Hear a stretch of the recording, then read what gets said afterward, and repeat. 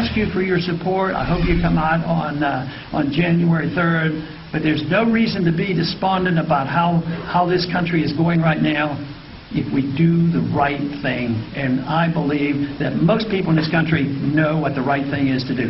The country has to live within our means, and therefore I propose in the first year to cut federal government spending by $1 trillion.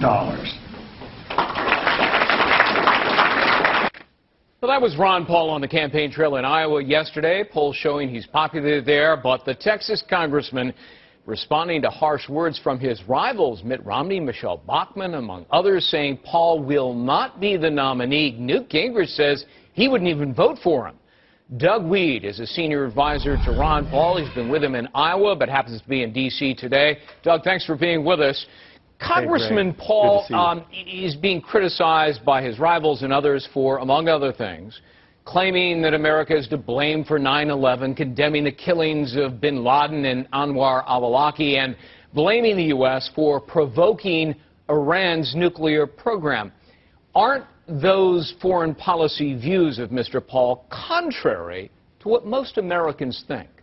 I think they would be if those were truly his sentiments, but a lot of what he says and believes is misrepresented. He believes strongly in the Constitution, and that if we want to go to war, let's go to war. He voted in favor of going after Osama bin Laden, and he supported Israel in 1981 almost alone. Though. He opposed the way the assassination was conducted. He felt it should have been done immediately when we went in. Did he say that America should blame for 9/11 because we had troops in Saudi Arabia? No, he hasn't said that. He said that is the reason that is what many Islamic fundamentalists believe. Yes, right. He believes that they believe that. Right. Yes, that's true, and many observers, including our own Defense Department, Wolfowitz, and others say that.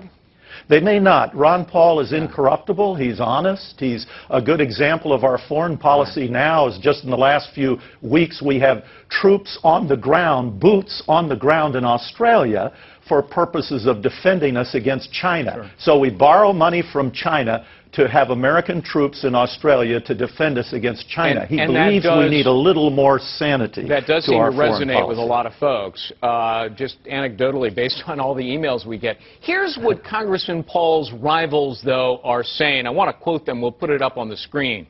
Ron Paul's views are totally outside the mainstream of virtually every decent American. That's Newt Gingrich. Ron Paul is to the left of Barack Obama on national security. He's even to the left of Dennis Kucinich. Don't laugh. That was Rick Santorum. And this, Ron Paul would be dangerous as president. That's Michelle Bachmann. Your response to that, Doug?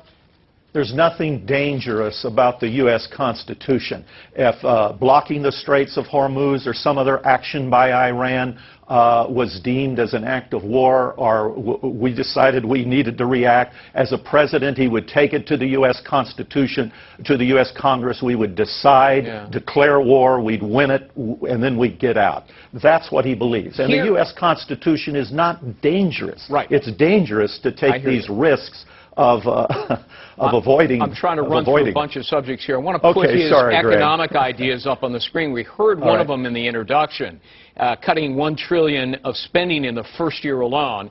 Terminate 5 cabinet agencies, lower corporate tax rate to 15%, eliminate capital gains taxes, narrow the new health care law, repeal Sarbanes-Oxley, the corporate financial reporting. But look, Doug, Rick Santorum took a look at that and he said, you know what? Ron Paul couldn't get Congress to cut or eliminate anything since he's only passed one bill in 20 years in Congress. I double-checked that with the Library of Congress. Ron Paul sponsored 620 bills. He passed one, and it was fairly insignificant. Doesn't Congressman Paul have a history of failure when it comes to getting his proposals passed? You know, the greatest contribution he's made, he doesn't get a lot of credit for it because he doesn't put his name on everything, was pulling back the curtain on the Federal Reserve.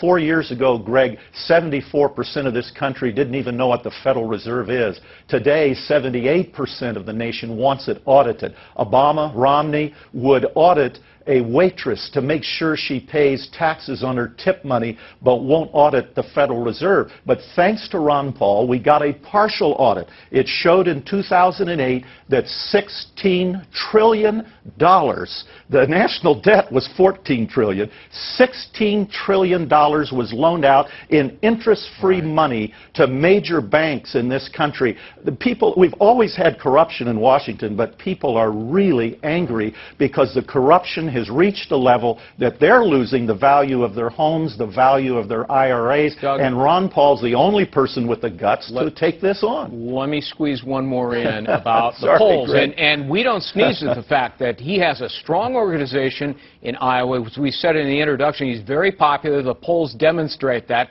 He's at or near the top. But there's a different poll I want to ask you about. It's a recent Washington Post poll. Of the 25% of voters who view him favorably, nearly two-thirds do not identify themselves as Republicans. And among conservatives, only 8% view him favorably. Doug, how do you win the GOP nomination with numbers like that? Well, I'll give you some more numbers from that very same poll and from the recent poll last night that was released by NBC. They show the perception is that Ron Paul can't win a general election. They show in the NBC poll 8% of registered Republicans don't think he can win. The ABC poll, which shows that 9% think he can't win. But the same poll asked them to choose between Barack Obama and Ron Paul. And Ron Paul did better than Newt Gingrich and was with a statistical tie of Mitt Romney. So we have a candidate who can win. And the best evidence of that, Greg, is you don't see any Democrat pundits on TV puffing Ron Paul because they know he can win. All right. And as we mentioned, he can win in Iowa. It's very strong there. And he's pretty strong in some other states as well. You're a very eloquent spokesperson. So, Doug Wead, thanks for being with us. Appreciate it.